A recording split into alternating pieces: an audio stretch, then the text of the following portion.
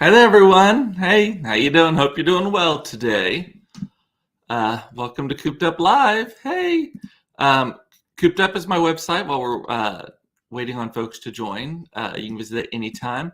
I'm Cooped Up is my handle in all the social places. Be sure to check me out. I would love a follow on Instagram in particular, and wherever you watch or listen to this, because this is on Facebook, YouTube, Spotify in video form, as well as audio on all of the places where you get your podcasts. Be sure to subscribe, click the bell, or whatever. And one of the other things is if you were watching this live, I would love for you to ask me some questions because I am running a little low on content today. I've had a crazy busy day today.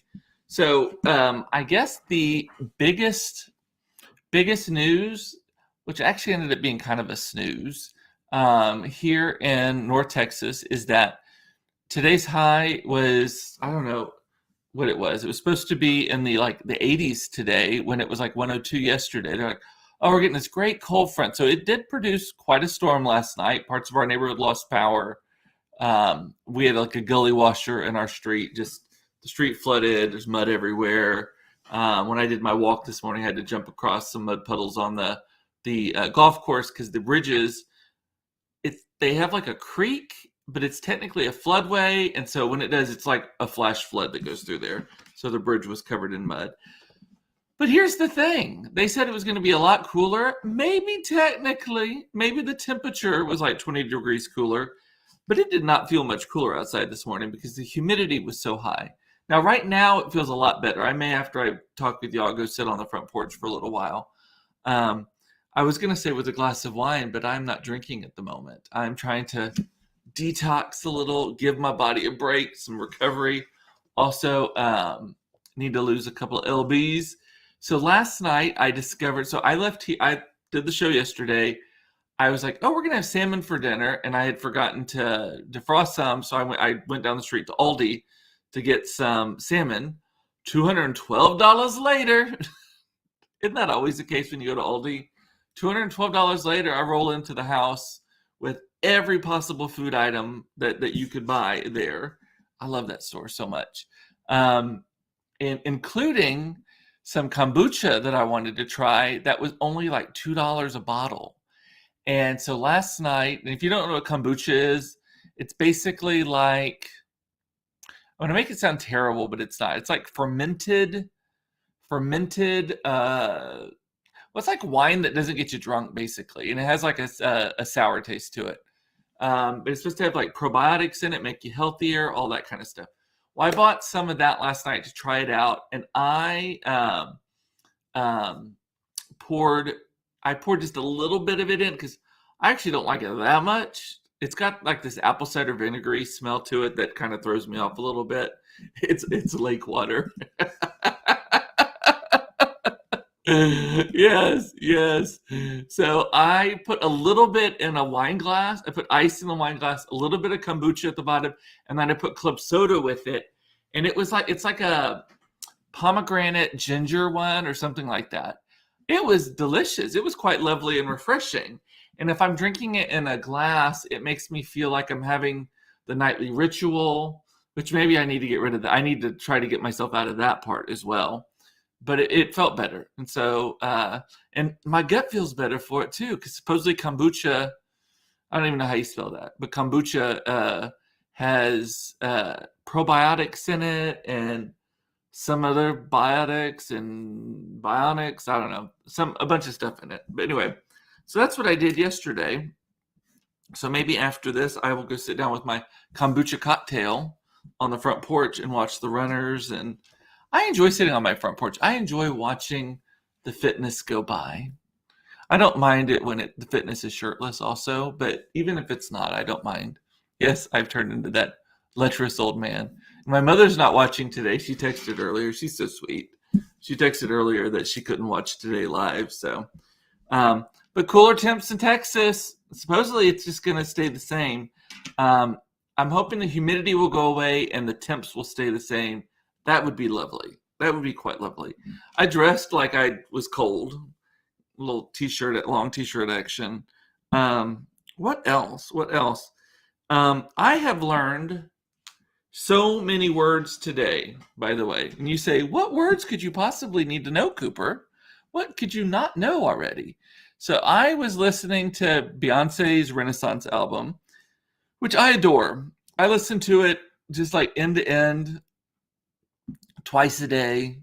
Like it's on all the time. Todd hates it. Todd does not like all of the different like mixes of sounds and stuff. I am a huge fan of like that dynamic, the beat, the house music, the lyrics are great, all that kind of stuff. But earlier today, I just had it on and I was like, I started listening to the actual lyrics, which they're pretty dirty, which I love a dirty song, but they're pretty dirty. Um, or a lot of them are. But I was like, huh, what does that mean? Oh, what does that mean? What does that mean? So I started Googling it, and my results are going to be all jacked up now. But there was one in particular that she talks about. I'm going to be that thought, right? Or a thought. I'm going to be a thought, or just like your thought, or something. So I've come to find out that it is an acronym. So this feels like a bad YouTube video where like an Anglo trying to teach somebody, a stereotypical suburban Anglo trying to teach like urban slang or something. But thought is THOT. It is slang. And you say thought, and it is THOT. It stands for that hoe over there. That hoe over there. And it is not necessarily a derogative. Sometimes you can't believe I did not know. I know. I don't know. Why would I know what that means? But so I learned that it can be derogative, but it does not always have to be derogative. Sometimes it's like I use bitch. I call everybody a bitch. I'm like, hey bitch, what's up, bitch? Bitch. You know, just like it's a perfect word. It can be, and I know some women who really hate the word bitch. Like they think it is so terrible. My friend Cece, like I'll say something and she almost always messages me. She's like, I don't like that word. That word is derogatory towards women. And I'm like, it's about intention, right? And we're owning it. And gay men especially, we're like, bitch, hey bitch. This is going to get flagged as explicit, by the way. So hoe is another word. It's like, hey ho, you know. I think that's the way it's supposed to be. Correct me if I'm wrong. And then I had a meeting earlier today. Of course, earlier today. I had a meeting this afternoon with the. I feel like you need to be doing some jazzercise in a leotard while educating us on the slang. Yes, to Beyonce's like, ooh, we're getting fucked up tonight. Take flight. I love that song, by the way, because it is such. If you have not listened to, so you have to listen to it from the beginning. The first couple of songs, I'm kind of like on the first like one or two, but once you get to, I can't think of what the song is. It's before Energy. It's Cozy. Cozy is good. Energy is good. Cuff It, which I'm afraid. I know that means something, and I'm afraid to look that one up. But I think it's something really dirty. But that song, it's called Cuff It, and it is so poppy. It sounds like an old timey Beyonce song, but the lyrics are "We're getting fucked up tonight." Yeah, that's basically the whole song. But I do feel like that I guess that woman who actually invented jazzercise is the one who makes those videos. You know, the woman, she's like, like that. That is the actual woman who invented jazzercise. I think her name is Joanne something. Let me see. I'm going to look at it real quick. Who invented jazzercise? I think she's from Albuquerque. Judy. Yes. Judy Shepard. Judy Shepard Missett is, she started it. She started it in Chicago. For some reason, I thought it was somewhere in Albuquerque or somewhere like that. But hey, Eric, she is from Red Oak. My friend Maggie lives in Red Oak also. That she was born in Red Oak, Iowa. So anyway, random aside. So I didn't have coffee because I'm trying to get off caffeine, but I was having a meeting at a coffee shop earlier today. I had a water. With the guy who is helping me rebrand my agency, taking my name out of it, giving it a new name. We came up with a new name today, decided on one. I'm not going to share it with you just yet, because we have to figure out text treatments and all that stuff, and I don't want to jinx it. But anyway, while I am there with him, so his mother is 52. I am pushing 48, so his mom and I could have potentially been in high school together. Maybe she graduated the same year I got into it, that kind of thing. So he's a youngster, right? But I love him so much. His name is Alexander. He is great. I kind of feel like a mentor to him in a way. Like I enjoy meetings with him, all that kind of stuff. And I've known him for years. But he's helping me do this rebranding, and he's doing this whole big thing where it's not just like the logo and the name. He's doing like mission statement, vision statements, like all of this. Like he interviewed all of my staff, like to come up with certain words and values and all that kind of stuff, right? So he's very, very, one thing I love about him is he's very like in touch with his, like sometimes I have no idea what he's talking about. He's like, I was in a sound bath working on my chakra and all that kind of, so this is literally words he was saying today. He was like, I was in a sound bath working on a chakra, and then I pulled a card, and the animal was a hummingbird, and hummingbird represents joy, and that helped solve my chakra issue, something like that. And he kept doing this with chakra, so I assume the chakra is here. I don't know. I'm assuming it's not here because he was doing this. But and then he was like, crickets showed up at his house, and crickets, if you study animal science or animal medicine, crickets are a sign, like from Native American heritage. He's not Native American, but from Native American heritage, are a sign of prosperity or something like that. I don't know. I'm being very specific for things I say I don't know any about. But there was one thing that he said that slayed me to the point that I was honestly laughing about it, because he is a big follower of Abraham Hicks, the law of attraction, also. Which that cruise that we just went on, like over half the cruise was this Abraham Hicks group for law of attraction kind of stuff. So, and I've read The Secret, and The Secret is kind of the crouton on the law of attraction salad, if you will. It's like just an amuse-bouche. Good Lord. Why do I try to sound smart? I totally butchered that. Sorry. Amuse-bouche. Yes, that's what it is. But anyway, he said, I'm keeping y'all hanging here. We were having this conversation, and I said something, or we aligned on something, and he goes, I'm going to have to put that in my vibrational escrow. That's what he said. He was like, let me put that in my vibrational escrow. I died. I'm like, you just made that up. And he's like, no, that's an actual phrase that we use in the law of attraction or whatever. And I was like, no. And he was like, yes. And then he rattled off some other ones that weren't quite as funny. Because at that point, I guess he'd popped my Abraham Hicks cherry at that point. So everything sounded absurd at that point. But the vibrational escrow, and I was like, that is such a weird phrase, because that is like vibrational. That's like, are you in the flow? Are you? And I was watching something, because I'm kind of metaphysical or whatever too. Like I watch a lot of Oprah, Super Soul, all that kind of stuff. I'm trying to find my flow, trying to find my vibration. I'm trying to find my purpose, all that kind of stuff. Basically midlife crisis. But so I know some of the stuff that he's talking about. And but I'm like, vibrational escrow. Like escrow is like the grossest of gross, like business terms. It's like when you're trying to do a deal, and it's not your money, it's not their money, it's like sitting in between, right?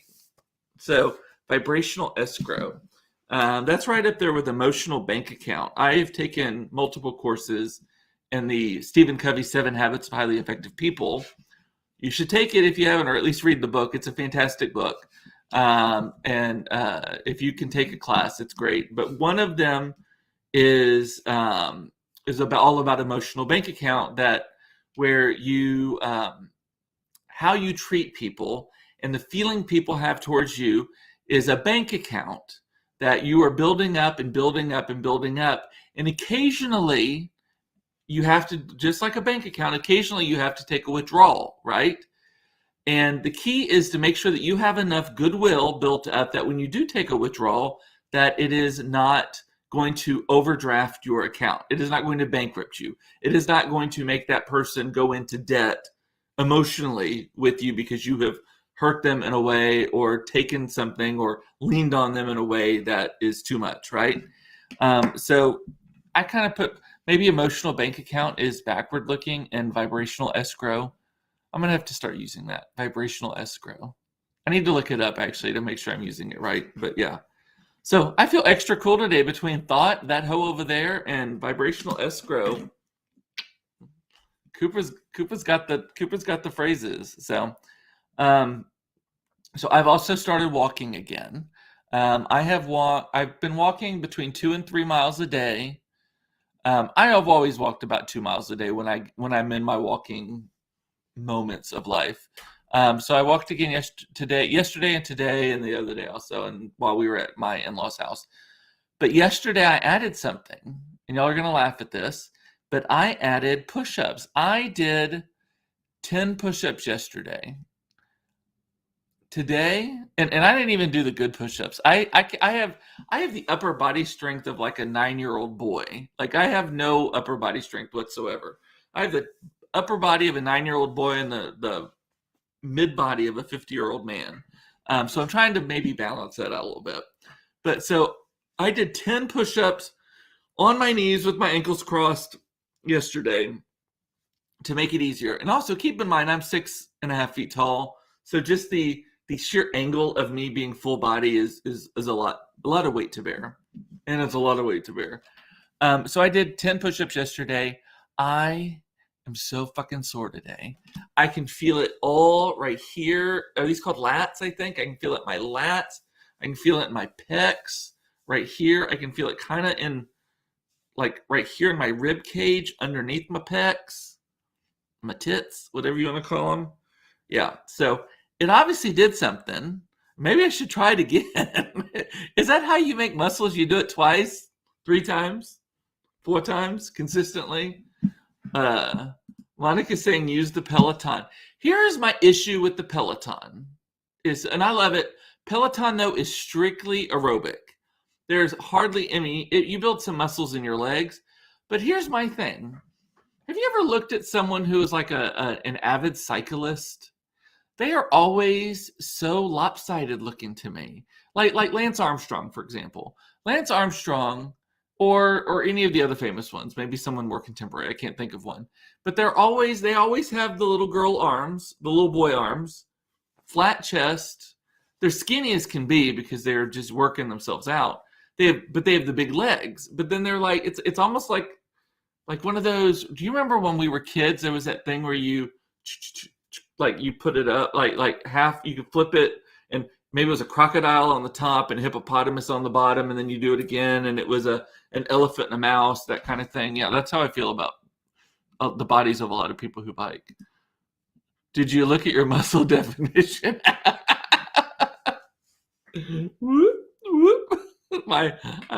I'm olive oil. I could like. No, I did not.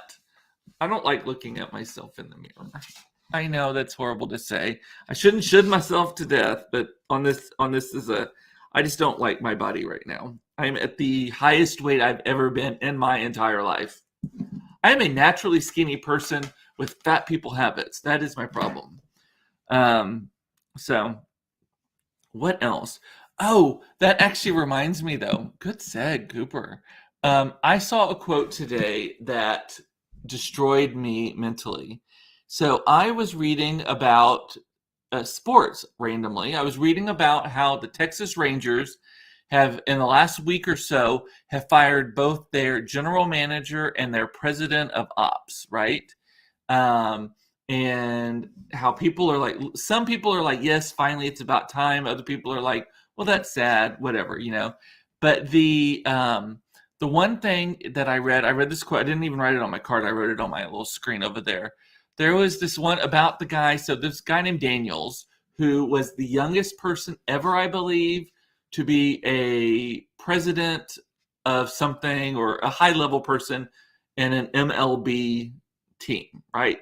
I could be a little bit wrong on that, but the intention is correct. So he's a super young guy.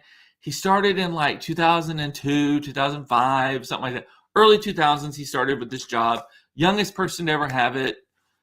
maybe in the whole league. I definitely with the Rangers, but he just got fired because when he first started, he was young and youthful and had all these ideas, and they won like 3 World Series immediately afterwards, or within close succession of him doing this and all that stuff. And then they've kind of languished since, right? They're kind of like a shitty team now. Like we went to a game last season, I think it was, maybe, or was it pre-pandemic? I can't remember. So we went to a game at their new stadium. We got free tickets and we went just to see the stadium. The stadium on the outside looks like just a barbecue pit. It's the ugliest stadium ever. On the inside, it was really pretty, very open and wide. Lots of it looked very old school on the inside. The outside looked terrible. But the guy though has kind of just like rested on his laurels or whatever, right? And so there was a quote I saw today about him that just slayed me. It said, his name is Daniels. Daniels is his last name. Daniels lasted the precise wrong amount of time, well beyond his youth, well short of a second act. Ouch.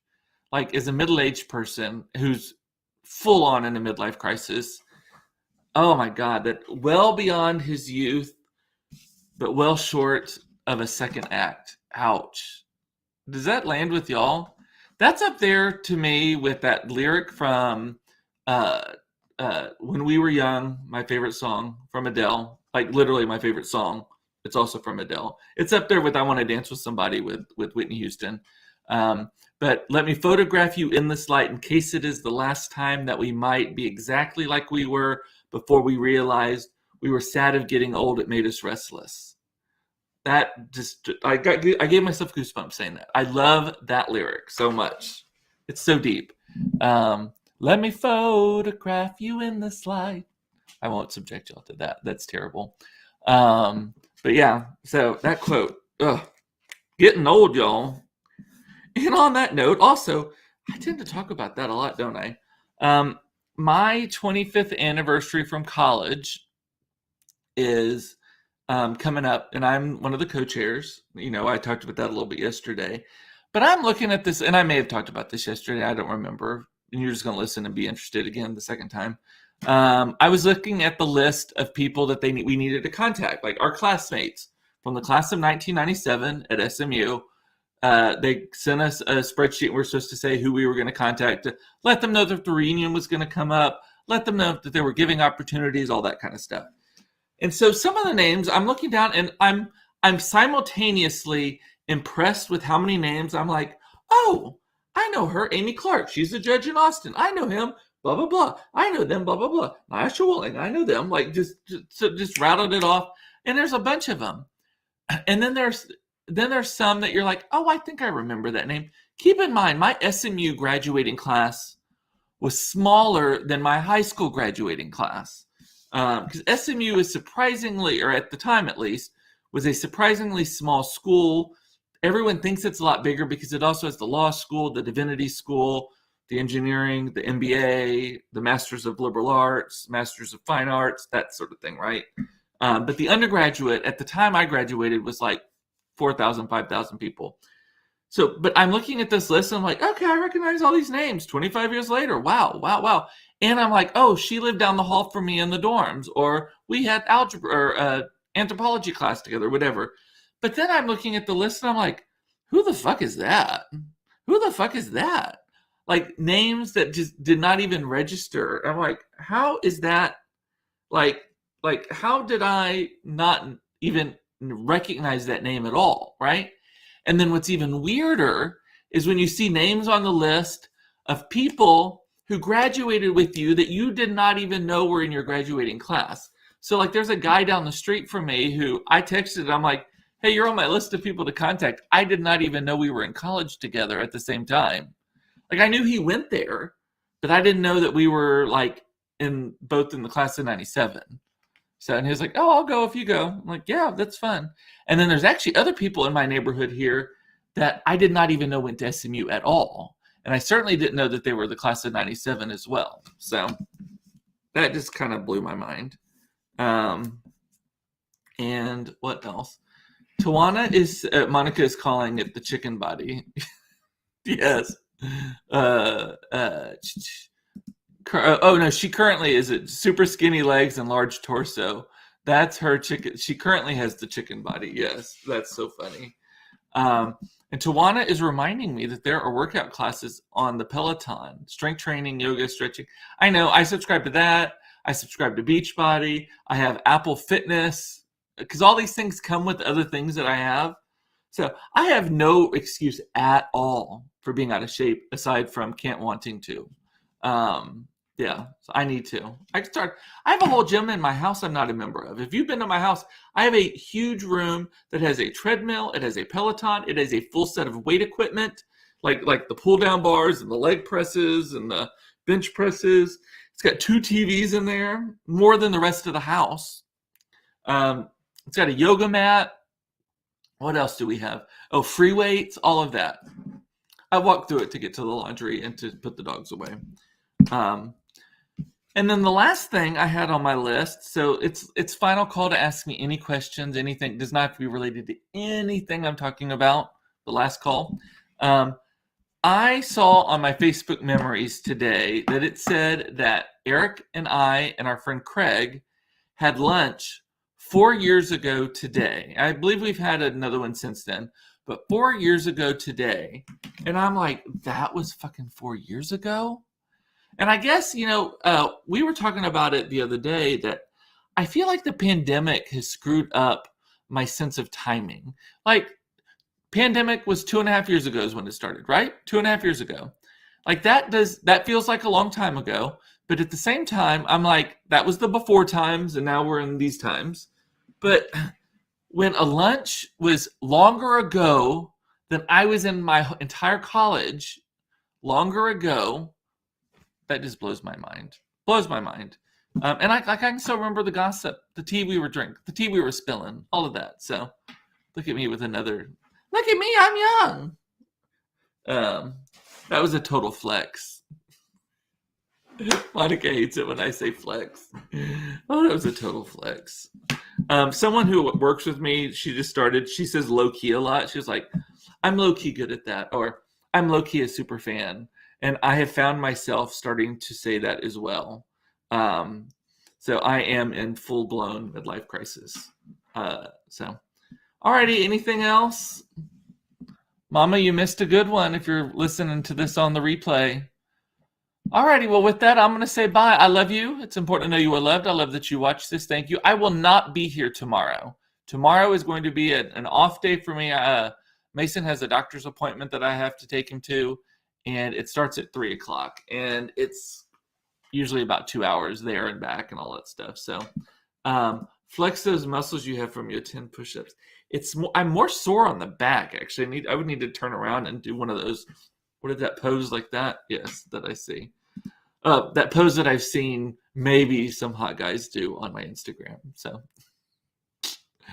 I'm a mess. Alrighty, well, I will see you Monday. Have a great weekend. And I'll see you Monday at 4:30 for another episode of Cooped Up Live, should I say. Bye. Love y'all. See ya.